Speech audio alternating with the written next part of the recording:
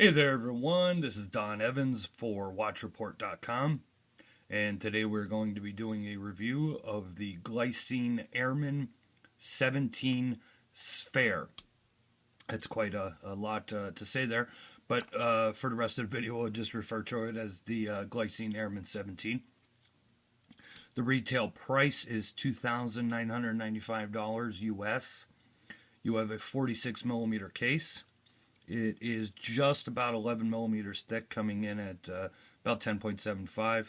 You have a 56 millimeter lug to lug, and your lug width, or strap width if you will, is 24 millimeters.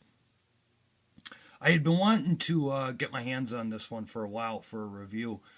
This actually came out at Basel 2013, so it came out last year. But I still think it's an interesting model to review. The cool part about this one is that while it is an aviation pilot styled watch, it somewhat has the looks of a dive watch, and that's basically, I think, really due to the rubberized bezel and the rubberized crowns and the way that they did that. So for guys that are mainly dive watch guys and are looking though, but they like the look of the pilot watches, but I'm a dive watch guy. This might be a good crossover for them because it kind of looks like both. The movement in here is a GL 293 automatic movement. Best that I know is that it is a modified ETA 2893 that was made specifically for Glycine. You have your 24-hour dial here, and this is where this second crown is going to come into play. So basically what you have here is you have your actual 12-hour time is going to be told using the hour markers around the dial. Then you have your 24-hour time, okay? And or second time zone, and then you have your military time on the bezel as well, and you have the GMT hand. So the way this works, we'll unscrew the crown here. As you can see, I actually let me give this a shake here real quick. Get the watch running a little bit. I hadn't had the watch running for about 2 days. But you unscrew the crown here. Now you normal, pull it all the ways out, and that is going to set your time. Your first click, if you do it this way, excuse me, I didn't pull that out. If you do it this way, it is going to be the GMT hand. So you could set that to wherever you would like.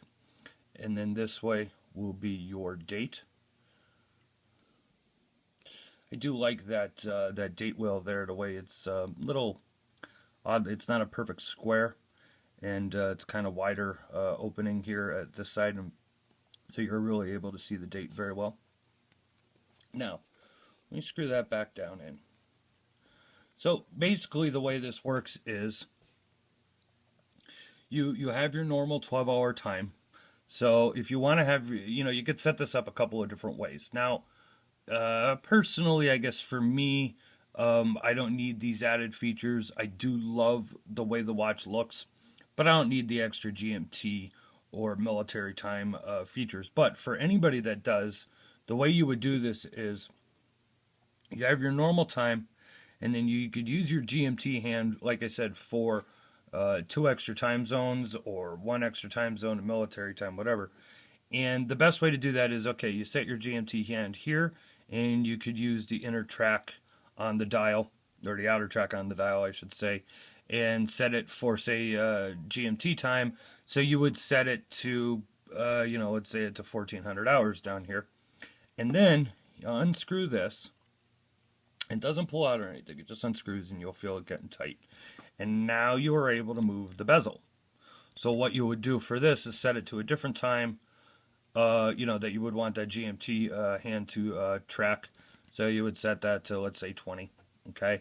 And now you could keep time of 2 extra time zones, or you can have an extra time zone, military time, etc.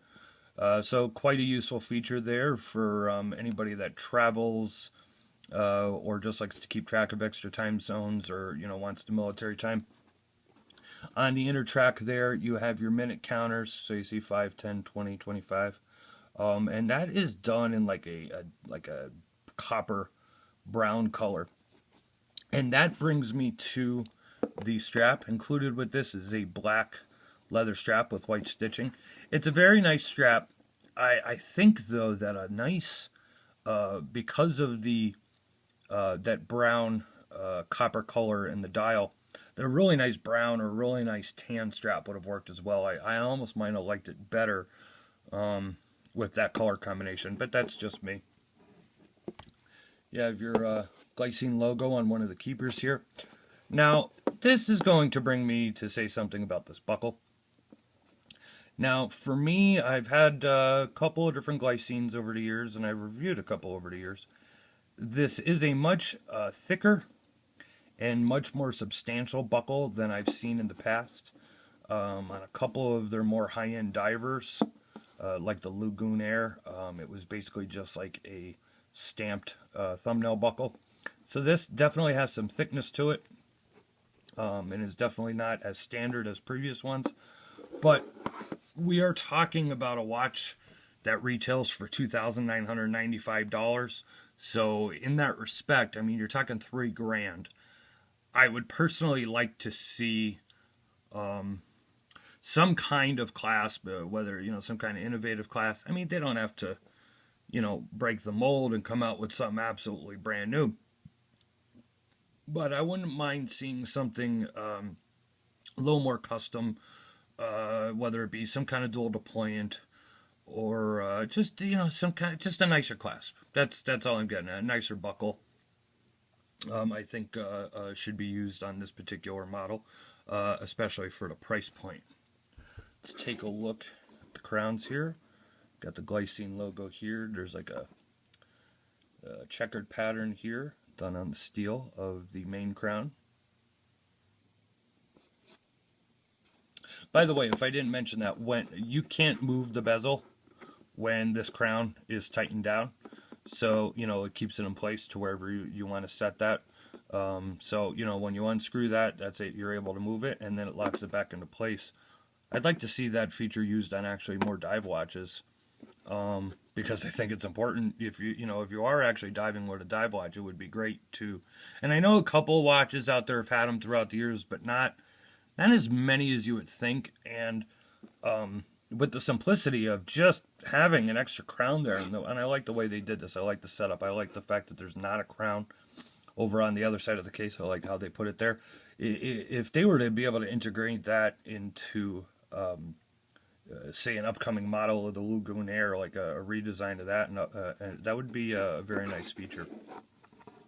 Let's take a look at the case back and the movement. Sapphire crystal case back. Of course, sapphire crystal on the front as well. You got your plane there and Glycine Airman on the rotor. Very nice.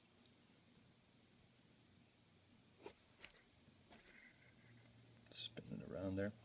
Really nice case back. Of course, this is one of those things, nobody's really going to see your case back unless you take the watch off. That's always the case. And, you really don't look at your case back either.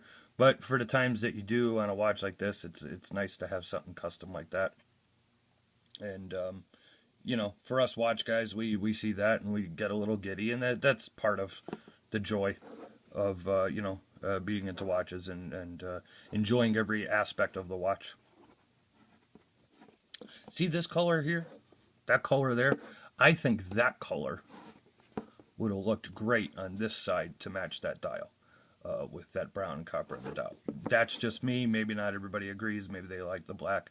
Personally, I love, even if this color wasn't in the dial there, I like brown straps or tan straps on black dial watches. I just like that contrast. Again, probably not everybody's thing, but for me, I really enjoy that. This is an all high polished case. Might have some fingerprints there. Because if it is high polished, you will show fingerprints anytime you touch it. One nice thing, let me see if I could, because it is high polished, it might be hard to show, but see how the case comes out there, this piece here, and it actually has a bevel to it, so it almost gives it a slight donut shaped case to it. And I'm not saying this is a donut.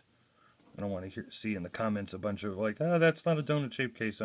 It's somewhat similar to a donut shaped case, though, the way that comes out of there like that, and then you have the straight or flat lugs.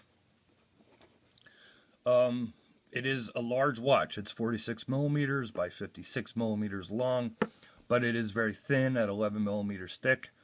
With the crown, not that I ever considered this really like, oh, that makes the watch large, but with the crown it is 49 millimeters, for anybody that might have been wondering. Overall, though, I absolutely love the look of this watch. Cannot deny that. It just, I'm normally a dive watch guy. I think most people know that by now. Not that I don't like other kinds of watches, but dive watches primarily are what I am attracted to. But there's just something about this watch, and like I said, I think it might be that cross between a dive watch and an aviation style watch, with that rubber, the rubber bezel insert and crowns. It kind of looks like a dive watch, but still looks like an aviation watch, or a 24-hour watch here. And I love the coloring of it. I like the black. I like that dark brown copper in the dial there. Love the date wheel on this and the way everything works. So for me, I think it's a fantastic looking watch. Hopefully after you take a look at this video, you know whether you like it or not either. But if you're not sure still yet, go to www.watchreport.com. There'll be a link in the description below. Takes it to the full review on watchreport.com. You see all the pictures I took, much more description and specs and info. I'll have the weight of the watch on there as well. And you could see the wrist shots, loom shots, and everything else. So head over there and take a look at that. This has been Don Evans for watchreport.com, and I'll be coming at you with another video review next week. Thank you very much.